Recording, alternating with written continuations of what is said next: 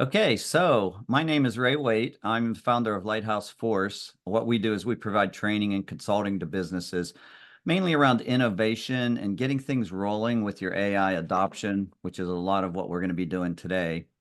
I'm partnering here with my good friend Eku Williams. He is a cybersecurity expert and he's founder of CyberSure, and they provide cyber risk management services for their businesses. So, what I'm going to be talking with you today about is the important role that leadership has in AI. And then Iku will be talking about the important role of leadership in cybersecurity. So, let's get started with it. A good many of my clients are really just getting started with AI, and it sort of surprises me. But I think we'll get in this bubble of people that we're working with that use it a lot, and then you step out and you see businesses that are really in the early stages. So that's fine. This is a good time to get involved with it. And a lot of those businesses though don't have much leadership around the AI, and that's what really led me to start talking and focusing a little bit more on that. When I talk to the leaders, I try to understand, what the concerns are. And a lot of it is lack of knowledge, but it also comes down to just fear. Okay, there is a fear, just due to just not knowing what to do, essentially. So what I want to start off with is I want to tell you about an experience that helped me learn how to deal with fear. Not too long ago, I went skydiving with my daughters. Now, these are my two youngest daughters, and I told them when they were young that I would take them skydiving when they turned 18. Well, guess what? They remembered. Okay. So what we did was a static line jump. And that's where you jump out of the plane with a rope attached to the plane, and then that rope opens the chute for you. But you have no human attached, you're on your own. The biggest fear for me was that I was in this little tiny plane, and it was very small, and I had to climb out onto the wing and then release and drop. Okay. It's really hard to explain what that fear that was like when doing this. So maybe this video will help you. So let's watch the video. All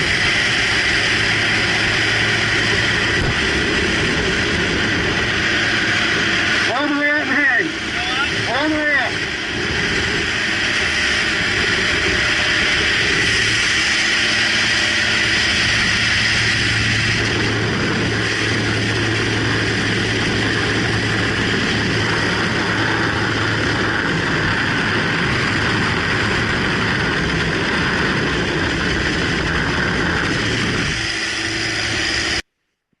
And that's all there is to it. Okay, so maybe that helps you to understand what the fear was. And they say that we all have a face of fear, and I recognized right there. That's my face of fear. Okay. But whenever I released and I started to fall, that was the point where I was not really afraid anymore.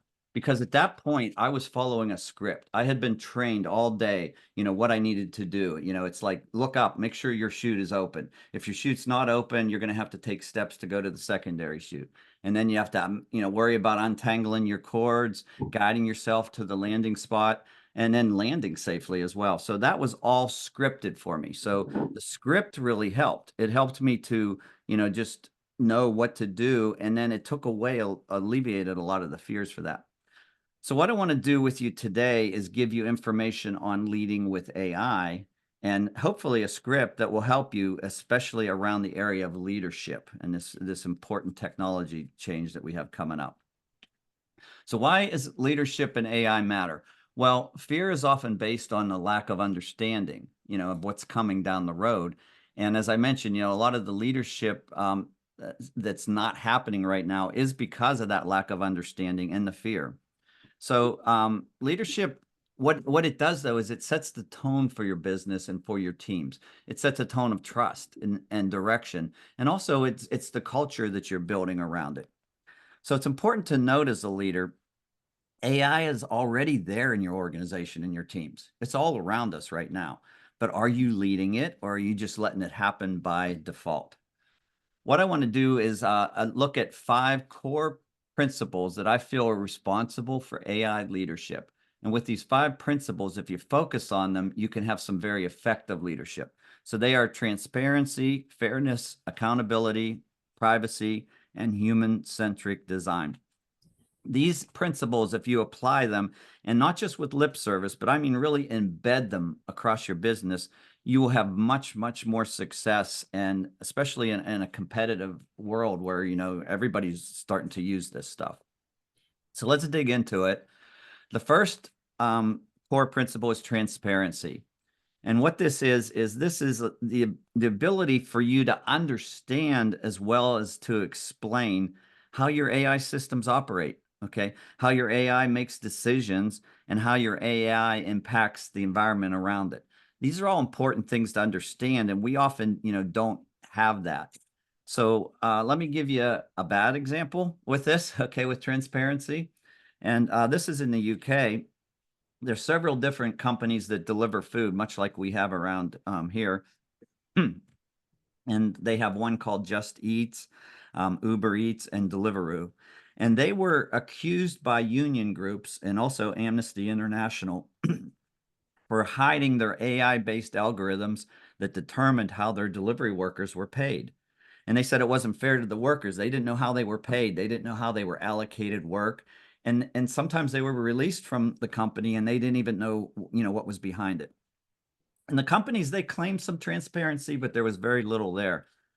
So since that happened, they are now providing much more details. Okay, and so it's starting to spread to the US. Most recently, Colorado has some new laws around this. So what happens when you focus on transparency? Well, you reduce risks. It avoids customer dissatisfaction, and it also avoids the regulatory scrutiny, which is very important that helps you. So, you think about it like there's certain things as a leader you can do. So what is it we want to do? Well, first of all, most important is communicate that AI is being used, okay? And you want to communicate it with your employees, but also with your clients. So you think about it, if you pull up to a drive-through window and there's a screen there, you want to know if you're talking to AI or not. You have a right to that, okay? So that's an important thing in the transparency world. It doesn't really matter sometimes. A lot of times AI can do a better job than a lot of the employees do. But you should know that. So that's an important thing. Secondly, you want to document your processes where AI is used. This is so that people can find out, how it's being used and where. Because that, again, that just, opens your books up and shows that you're not hiding anything. And then, of course, we're all focused lately on providing sources for our AI information and for our decisions. And so most of the AI models today help you to provide these sources, but when you get them from the AI models, you still have to verify them, so that's another important part of the transparency. Okay, so let's move on to our second principle, which is fairness. Fairness is, a commitment that AI systems will treat individuals and groups equitably, avoid biases, and avoid discrimination. And we've had this in business for a long time where, we have to be careful about biases and discriminating. But now we have to focus on our AI systems, which are similar to other employees that we have. Are they treating individuals and groups equitably? So my bad example for this, Amazon had a system that they put in place. This was back in 2014, where they, as far as recruiting people to bring in and hire, they used an AI recruitment tool, and that tool was trained on data that they had historically used for their hiring. Okay, and so what it did was it screened out applicants so that they could eventually someone would get hired for jobs. But what they found out was it was very heavily weighted toward male applicants versus female applicants. And that's because the training data actually was weighted that way.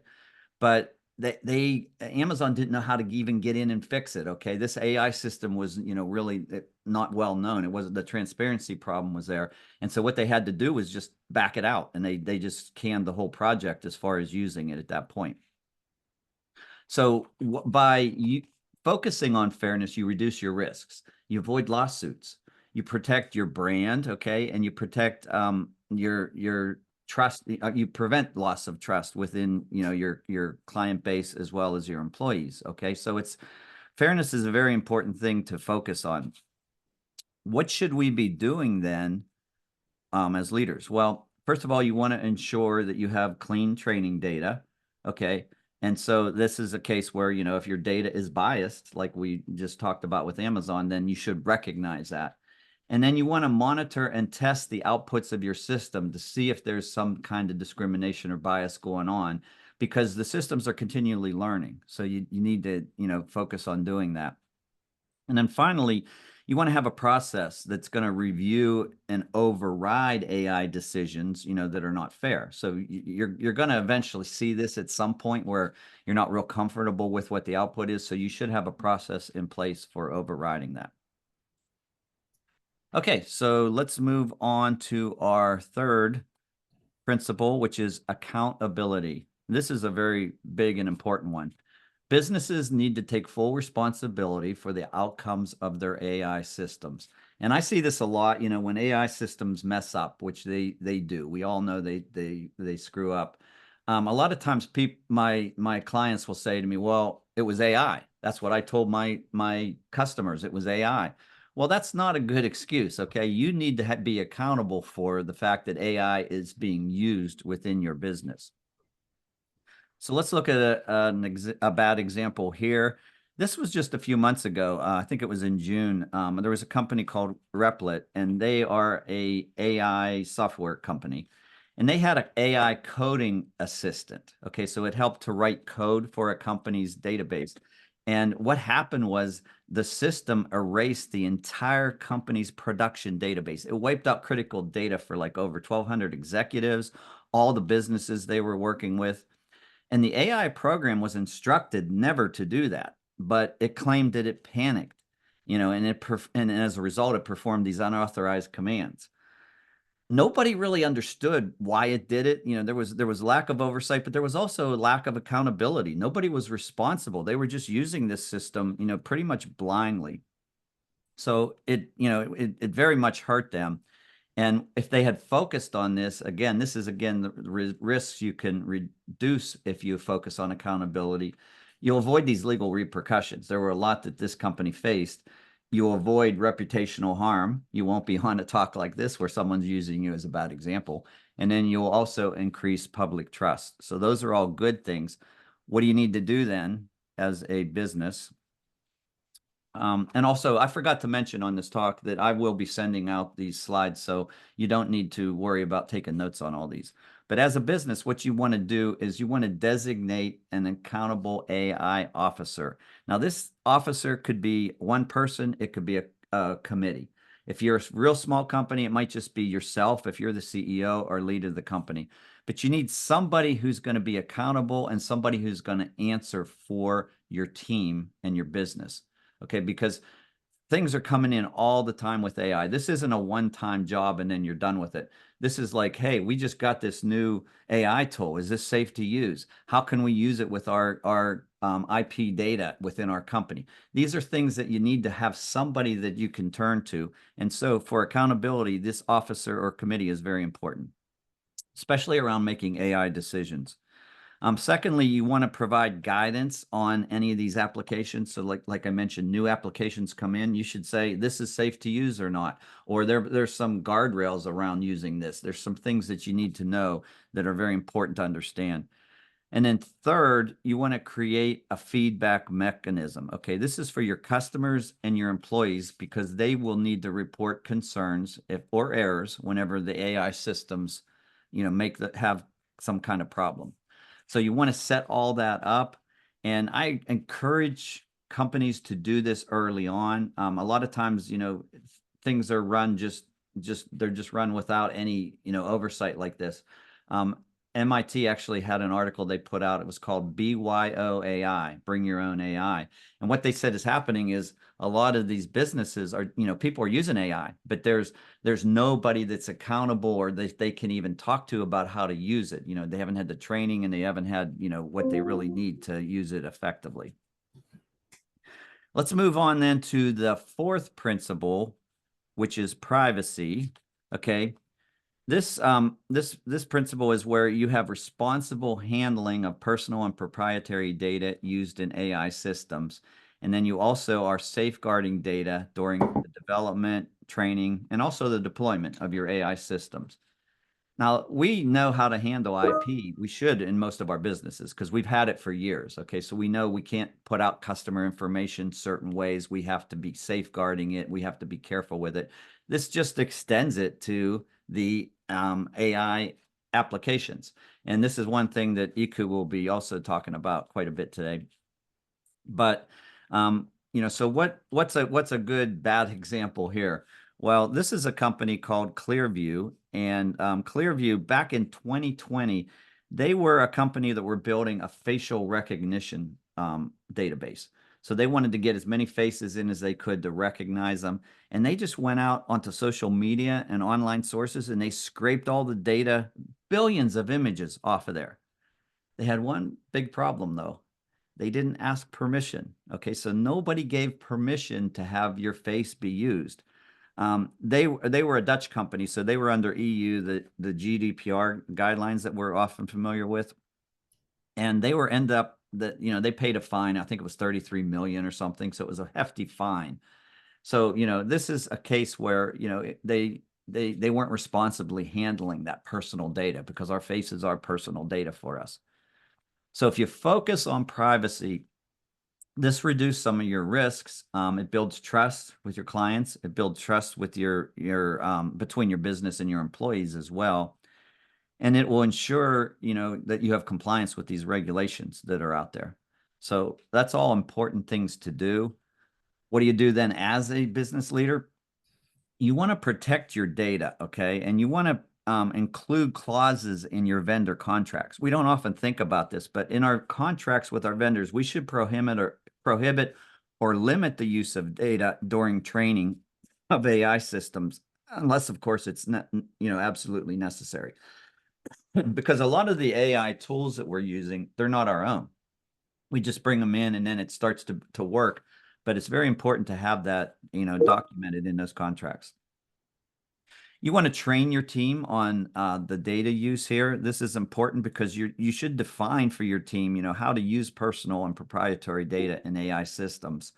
And this is one of the things that I do with my clients is the training here. It's very important that they know how to use the data and also how to anonymize the data so that it's anonymous. The user data, a lot of times, you want to have only the necessary data being used by the AI systems. And so a lot of times, sometimes the personal data is needed to be used. In those cases, you should have some kind of opt-in or opt-out clause, so that people can make a decision whether their data actually gets used or not. So these are all important things to focus on. As I mentioned, Eku will be discussing these in a little bit too. Okay, let's move on to our fifth and final principle. This is the human-centric design. This is one that's getting a lot of attention lately, and I'm frankly very happy that it is. This is where AI systems should be designed to enhance human well-being. Okay, they should ensure that we have critical human judgment where we need it, and they should be built around humans using the systems. Okay, I don't have a good source for some bad examples here, but I have been reading about there's some chatbots that are being created in the medical community, and they will diagnose medical conditions for you. So they've been testing these chatbots, and they are really good. I think they got up to 94%, success rate where humans where the system, when it's tested, it would actually find, the disease that the person maybe that was describing. However, what they find with these systems is when humans actually use it, a lot of times that success rate drops. I mean, it drops down like below 30% sometimes, really low. And that's because the systems weren't designed for human prompting and thinking of how humans are going to put information in. And so that's a bad example of why, system was not designed with the human in mind for it. So if we keep the human involvement center and focus on that, it does reduce risk for us. First of all, it encourages ethical AI use. That's a very good thing to do. It safeguards against poor AI decisions, okay, because the human in the loop is a very important thing. We all know AI can make mistakes and it can go off the rails on us. And so these things are very important. And, I had a challenge recently. I was asked to talk to my granddaughter's 5th grade class on AI. It was challenging for me because, I've never spoken to young kids about AI. And I thought, what am I going to tell them? It's not like I'm going to say, oh, your parents are going to lose their jobs, No, but the training that I did end up giving them was something I felt was very important. And that was that they needed to understand how they think differently than AI thinks. Okay. They have this rational thinking that AI doesn't have completely. Okay. And so what happens, and I explained it to them, is that AI might tell you, that the sky is green. And AI might believe that, and it will tell you that, and it will try to cite even sources for that.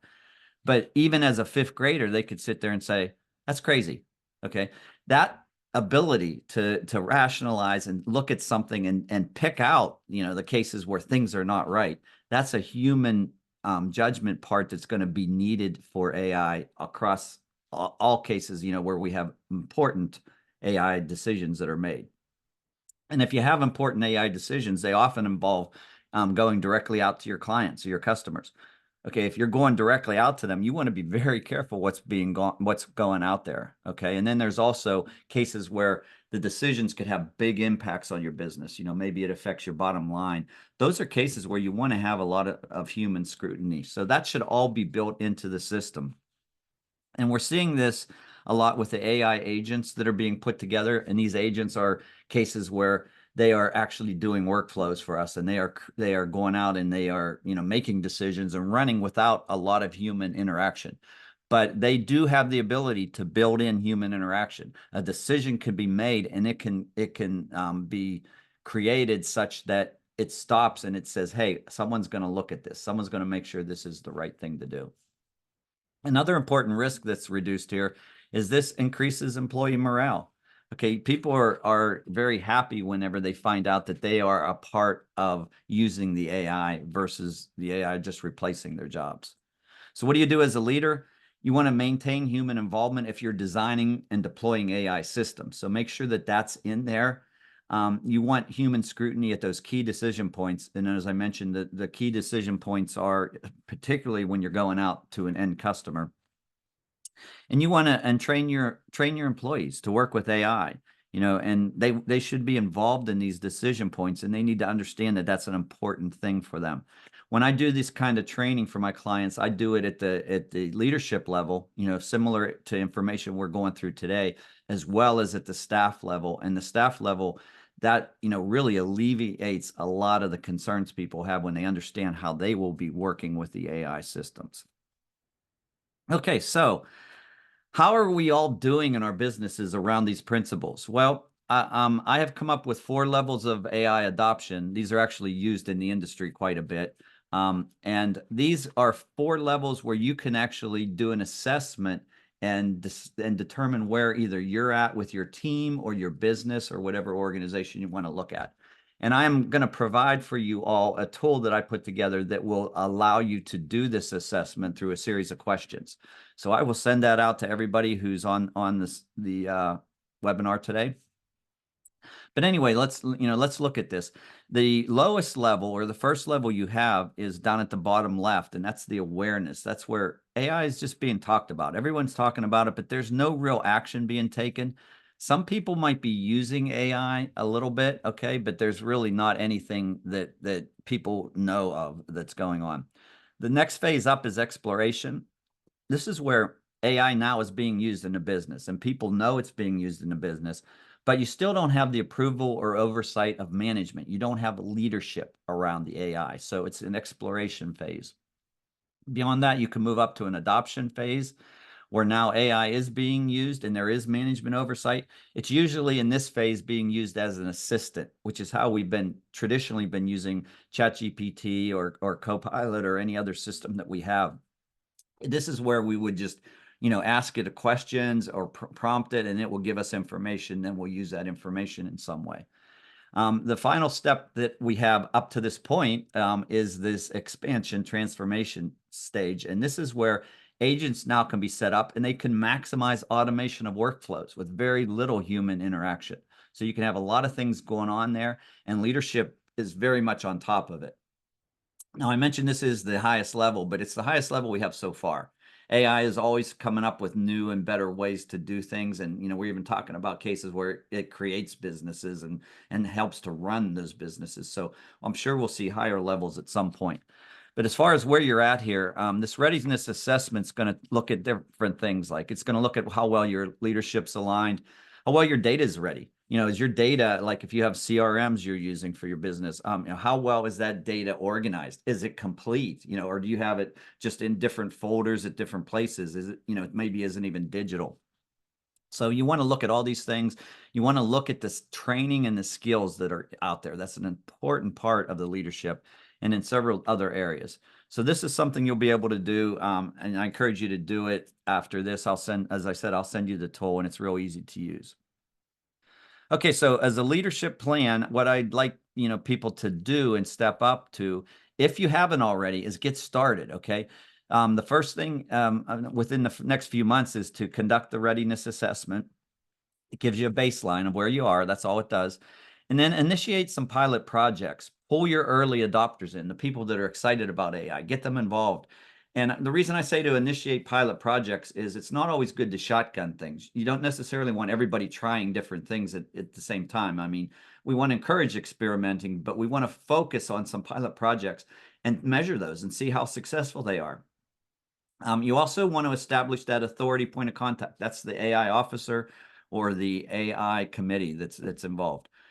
Short term, this is like beyond the first 6 months. You want to definitely at that point and start investing in the AI training. It's very important that you have people on cue as to what you're doing within the business and what they should and shouldn't be doing, and understanding the guardrails and the things that they're doing with the data, especially.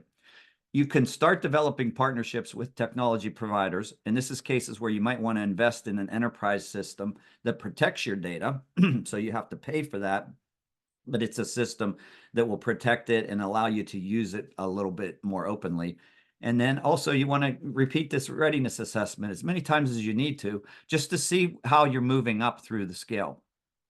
Long term, you should integrate this AI into your business strategy. This is the AI agents that are creating, and doing workflows for your business. They're agents that work together now.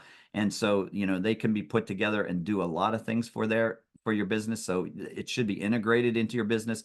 And you also want to have the governance framework, which, should, as soon as you establish that point of contact for authority, they should be working on this. You want to have this documented. You want to have it established so it's part of the training of everybody coming in and everybody understands it. So there's at least a place to go. Okay, so our takeaways today, we make sure that the 5 core principles are embedded in your business. You want to complete the assessment, with your team. And then you want to work on your leadership plan. And, this is where you can script out what you need to do. It's like, releasing from the wing of the plane. This is the point where you feel comfortable, okay? Because you at least know you're doing something. And that's a great feeling, because that's all the best of us are doing right now is we're out there. We have pilot projects going on and we have things that we're starting to do. And it really feels good when you have it done in a scripted way. Okay, so the thing I want you to remember from this is that AI is already there in your businesses, your organizations, and in your teams, and you need to lead it. So let's start today. For myself, I get involved with a lot of this. I will offer a free consult for anybody that's in the webinar. So, if you want to contact me, I'll be glad to consult with you and talk about your business and what kind of things you might need there. So that's free of charge. We can take a minute, maybe. Eku, are there questions that are available for what we just talked about? Yes, I do see one question. And that question is the AI officer appointed the one who takes full responsibility for any AI mishaps? I'm so glad that question was asked, because I did forget to mention this. accountability. If you're running your company as a CEO, you are responsible for whatever happens within your company. So you may delegate to your AI officer that they have to, have the oversight of everything that's happening with AI and be accountable. But you're in the boat with them. You're accountable as well. So no, it definitely goes up through the leadership from the AI officer upwards. Very important thing. So that was a good question. Okay, I think we have time to move on with Eku, but we can take more questions at the end. So let me just stop sharing here, and Eku, you can grab the screen. Okay, give me 1 second.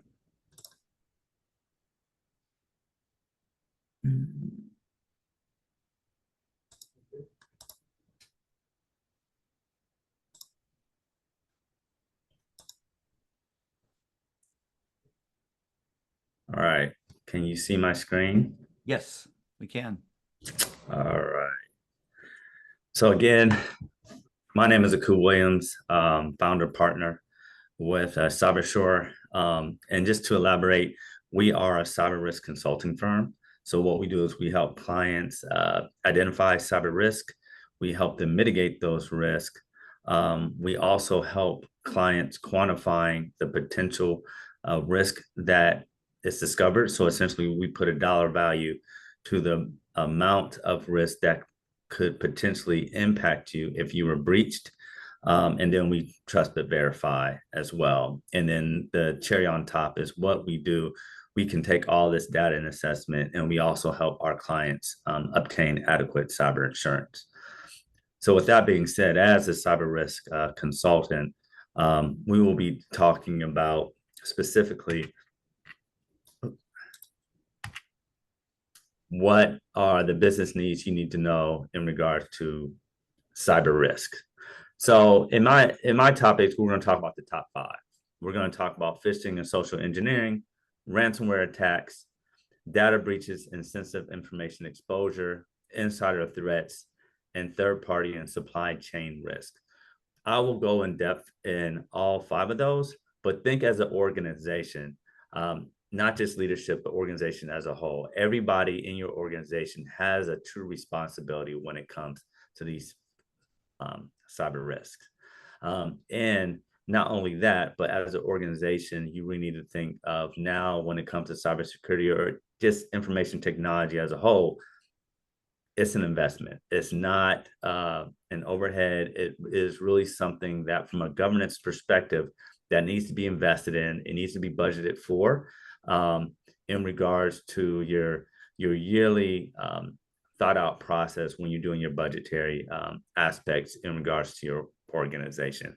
And I just want to leave that there because as we talk about leadership and organizational structures, that is one of the main things that gets left out.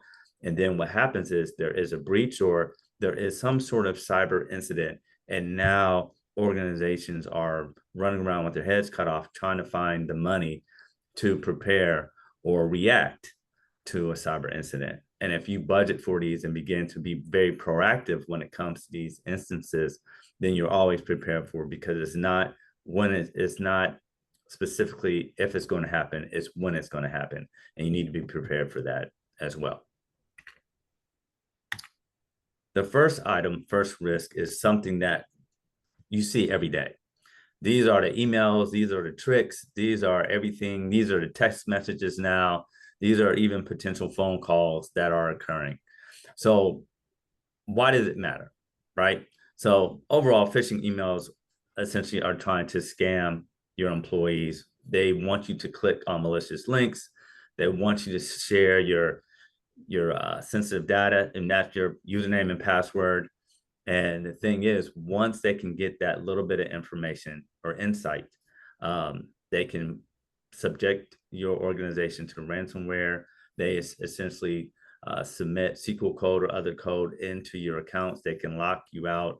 And as you've seen on the news, they encrypt everything. And then ransomware, they essentially tell you, give me X amount of dollars for you to get your information unlocked. And it's not just always malicious links. It's really emails that are becoming and looking so real that you can't decipher if it's your manager or if it's not your manager. And to give you an example of what is occurring now, what the bad actors are doing, if they are able to get your credentials, they are going into your emails and essentially acting as you. So you may think that you are not getting emails, but what is going on? The bad actors are sending out emails directly from your email account. This email account goes to your employee, goes to other managers. They think it's you. They're even using your same language because they've been watching communication for, say, a couple of weeks, a couple of months. That email that they send back to you does come to you, but it goes to your deleted email box, so you never see it. So the whole time communication is sent back and forth between supposedly you and a staff. Then as they warm you up, then they slide in, hey, change this account number for me, or I need you to wire this money to this account, to this client's account. And what happens is staff and you, or supposedly you, have been communicating for sometimes days, and you never have one time thought to think, hey, my manager would never just ask me to change an account number like that. They would never ask me to send or wire that large amount or ask me for that specific amount of information. So what we do when we talk about that is, what are those preventive measures or controls to help you mitigate those risks? The one and major thing is education, right? Educate, educate, educate. You need to train employees regularly on really how to spot these messages. Not only that, text messages, email messages, even now with AI, as Ray was talking, they're even now able to spoof a manager's voice. So again, when you talk about putting those controls in place, you should be able to know my manager would never just call me and ask me to change an account number or provide specific sensitive information. Use multi-factor information, authentication. Again, you want to be able to always put an additional layer of security on your applications, on your emails, because you want to make sure that that additional layer of protection can make it even that more difficult for the cyber criminals. And lastly, and this is something with basic emails, but just make sure you deploy email filtering tools to block malicious content.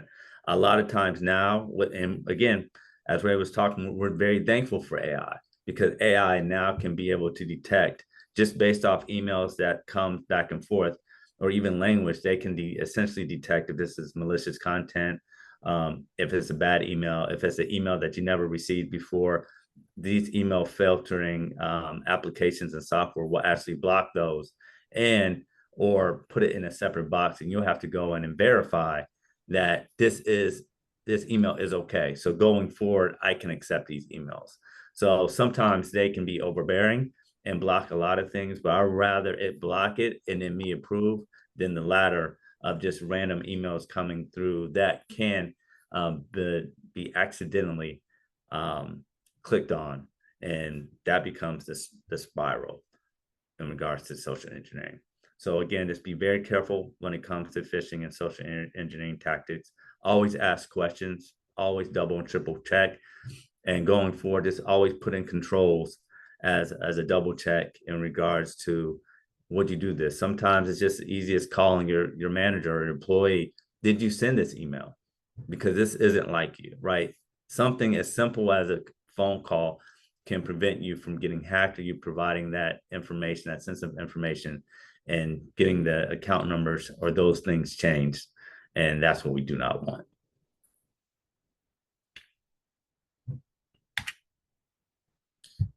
And this will segue into ransomware attacks. As I previously stated, one of the big things that happens when you are phished through social engineering is a ransomware attack. And I know you hear it's on the news every day, no matter what city you are, even globally.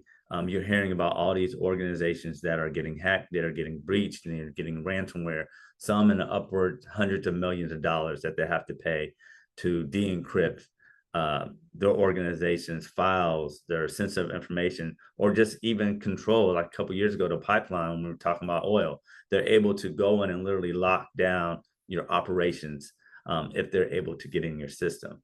And essentially, that's what they want. They just demanding money. The good thing is the customer service is excellent.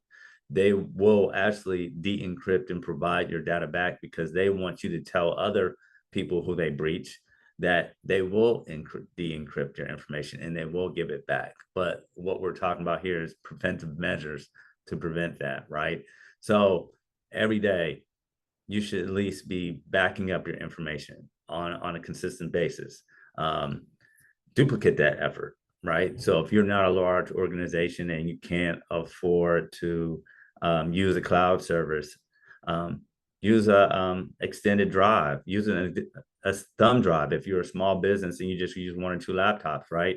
Put that thumb drive in and save all that data every day, because what you're trying to do is you're trying to take that additional level of security to lock that information down. So if a laptop was to get stolen, if something was to be breached, you know, if you do not pay that ransom, that you at least have all that information you can start over. Another way to prevent ransomware attacks is to constantly patch and update your systems regularly. I know we all see the little button on our laptops where it's asking us to do an update, or when do you want an update done? You want to make sure you do that update on a regular basis. This is the software, for example, Microsoft, or even software that you use. This is them being proactive, knowing that there is a known vulnerability or they found a gap and they have put a patch in place to prevent that. Hopefully they're getting ahead of the bad criminals before they figure out there's a gap. There's a way we can get into their software. There's a way we can get into their laptop. There's a way we can breach their organization. So this patching of software is an additional measure of prevention. Then lastly is have an incident response plan in place if something was to happen. So a lot of organizations now, when you are breached, part of the process is you go immediately to your incident response. What do you do? If you have cyber insurance, first thing you do is call your insurance broker. Think about if you have an accident or something happens to your house. The first thing you do is you call your insurance because you want to get your money back or you want to get that resolved. That's the benefit of cyber insurance. If not, have those rules in place as far as having a call tree. Who do we need to call first? Do we need to take down our network? Do we need to contact all the staff? Do we make sure all the data is backed up? These are all specific things that you should have documented. Not only documented, but you want to test this incident response plan as well in case something does happen. And that's the thing that you would hear is called a tabletop exercise. This is a process of where you test out your incident response plan or your disaster recovery plan. If something like this were to happen, what are those steps? What are those courses that you take to be very specific in regards to mitigating that from anything else happening?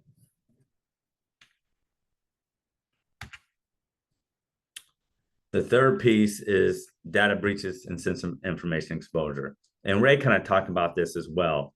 And really, why did it matter? Because your information is your gold. This is what the bad guys want. You know, you don't want your information exposed, employee records, intellectual property. And that's because, one, it could lead to reputational risk. Think about Target when they got breached. People didn't want to use their credit card information there anymore because they were breached. You need to protect that at all times. And people can sue nowadays in regards to if you're not putting in the preventive measures to protect your client or your customer's information. So one of the things you want to do is encrypt sensitive data at rest or in transit. There is a software that usually comes with Microsoft called BitLocker. This is an additional measure that you can essentially just enable on your device, your workstations now, which actually comes straight out the box with the Microsoft suite. And what this does is, say if you left your laptop or your laptop got stolen, they would have to actually put in a key code to even get into your laptop on top of your username and password credentials. So this actually locks down any type of information that sits on your devices. You want to limit access to data based off job roles. Think identity access management. So part of this process is if you have 10 employees, 10 employees should not have access to social security numbers or PII, right? Large organizations, that's why HR has access to certain information and managers don't have access to certain information. The more you limit that access, the less risk it becomes, because now it's only limited to a certain amount of people who have access to that information. And lastly, monitor. You want to be able to monitor who is using your activities on your network, who's opening files, who's opening folders, who's making an adjustment to information. You want to be able to track that. For one, when it comes to recovery, we know who was last in it. And it also allows your IT team to see and when that information is switched. It's automatically detected, and they can ask that individual, why did you just change an account number? That individual person said, I didn't change an account number. Well, then that's an immediate red flag, and they'll lock down the system because they just validated that it was not you. So that lets them know it was a bad actor who's now in the system. So now they're going to do a Y-word search, essentially lock down the system for a while as that do additional discovery and investigation in regards to who was inside your network, adjusting files from that standpoint. And as Ray pointed out, with AI, it's able to detect a lot of those things now, and you just want to protect that information, especially proprietary information that people are inputting into ChatGPT and other devices that you want to protect at all times. The next risk is insider threats. When I say accidental malicious, the accidental is us. It's you and I. We are the bad guys in a sense. We are the main people, us, the human, who makes the most mistakes. And that comes back to what my earlier said is around education, right? You want, no matter if you are an internal employee or contractor, you want to always be able to educate them, because sometimes it is a fat finger. It is sometimes not paying attention. It is sometimes you are getting that phone call and changing information, or not paying attention to something that is being mishandled when it comes to your specific amount of information. So how do you prevent that? Again, what I talked about earlier is using identity access management, the use of least privileged to access controls. Being able to put those controls in place will limit that accidental information. It'll definitely limit malicious activity. Monitor account activity for any unusual use or behavior, and then build a culture around accountability and cyber awareness. These are all things that I've talked about earlier, but when you talk about insider threats, it is pertinent to understand it is you and I who are the ones making these constant mistakes around that. And lastly is third-party and supply chain risk. As any organization, a lot of times we use third-party organizations to host our information, right? So we are basically pushing the risk and paying somebody to accept the risk on our behalf. So with that, really why that matters, because they have more than they need, and they need to prevent those certain things from occurring. So how do you mitigate that? Vet your vendors with security questionnaires and contracts. A lot of organizations now are doing what is considered a third-party risk assessment. They will do a true assessment on a vendor before they actually sign a contract. There is an audit that's usually done on organizations that host a lot of financial information, and that is a SOC 2 report. I would always tell clients, utilize and ask clients who host your information if they've had a SOC 2 audit. And if they have, then you can ask for a SOC 2 report. That is a report that has been completed by usually a CPA firm that states that based off these certain controls that your information is protected and they're following all the adequate controls. If the organization or vendor does not have a SOC 2 report, then I would ask them when they're going to get a SOC 2 audit. And if that's not something they're willing to do, then I would find another organization or company to host my information, because it's that serious that if you're not willing to do what it takes to prevent your information, that means that you are essentially liable. And at the end of the day, if your information gets out there because of a breach, they're not going to look at your third party who you're paying. They're going to look at you directly. And that goes back to reputational risk. And through that, always, and that is really what comes down to requiring vendors to follow strong security practices. And then just at the end, continuously review and monitor third-party access. Again, if you have contractors that are using systems, if they're using URLs, if you're giving them username and passwords to certain applications of software that you use internally, just continue to monitor, do follow-ups in regards to that, do audits, continuously review audit trails as well, because you want to do everything that you can to prevent your specific and sensitive data from getting out there, as well as you want to prevent your clients as well. So with that being said, is there any questions that you will see? And before we get to the questions, I just want to notate for all attendees, I will be sending out information to you all, and I will perform a free external scan on your network, and I will provide that report to you to see if there's any gaps or vulnerabilities externally that bad actors can see that can essentially potentially breach your laptop or your network. Okay, Eku, there is a question in the chat here. It's asking, is cyber insurance worth it in your opinion? And I think we also have to think about small organizations, right, where they have limited budgets. Right. At large, I would say yes, especially if you have a lot of data, a lot of sensitive information in your network. If you have a lot of employees, think about the downtime. Think about how much would it cost you per day if you cannot work. If that number is extremely large, then yes, you should get cyber insurance. As a small organization, it is options out there that you can find limited policies.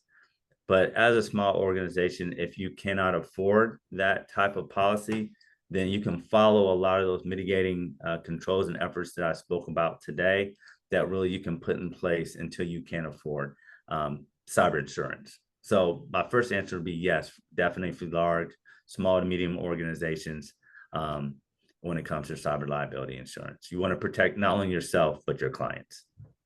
And then your assessment helps to determine how much insurance you would need. Is that what you're saying? Yes. Are you talking about my process? Yeah, your process. Yeah. Yes. So we will determine through our assessment that what type of insurance program you would be in. We don't sell the insurance, but we would help you see based off your policy what type of program that you need to be in so you can be secure and adequately covered. Do you have any other advice for small businesses, like as far as improving their cybersecurity? The biggest advice that I would say is Google is your friend, or even now let's use AI, Ray. You can chat GPT a lot of things that you can put in place. Think about, you can find templates for incident response plans where you can document those steps as a small business. You might not be able to afford to have a legal entity or someone draft those sort of documents when you can use a template. When I talk about backing up, invest in a small thumb drive to back up your information. Routinely go on YouTube for cyber education, right? There's tons of information out there that are inexpensive or free that as a small business that you can utilize to help educate and put those preventive measures in place as a small business. Okay, similar to how I talked about the AI officer, you probably sort of need somebody that's your cyber officer, do you think? I would think so. If not, definitely have somebody who takes time out to learn certain things, right? If you can, there are services like a fractional CISO who, if you can't afford a security officer, right, you do that on a part-time basis.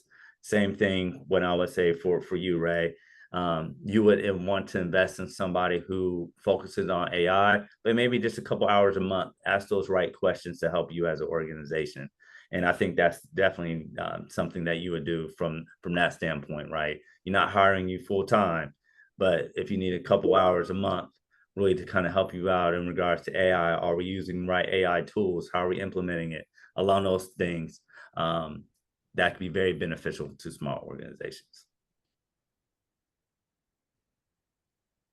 Okay, any other questions from the members? You can put them in the Q&A box. As I mentioned, we'll be sending out the summary of the notes that you have for the information you were given today.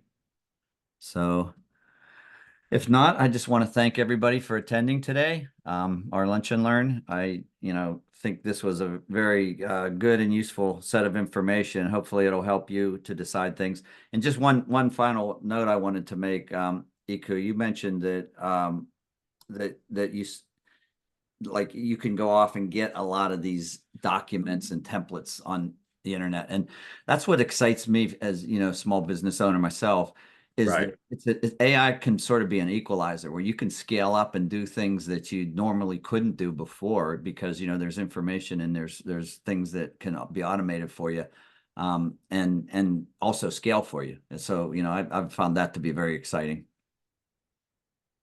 I likewise. Okay, thank you everybody for joining today. We'll be sending out some information to all of you.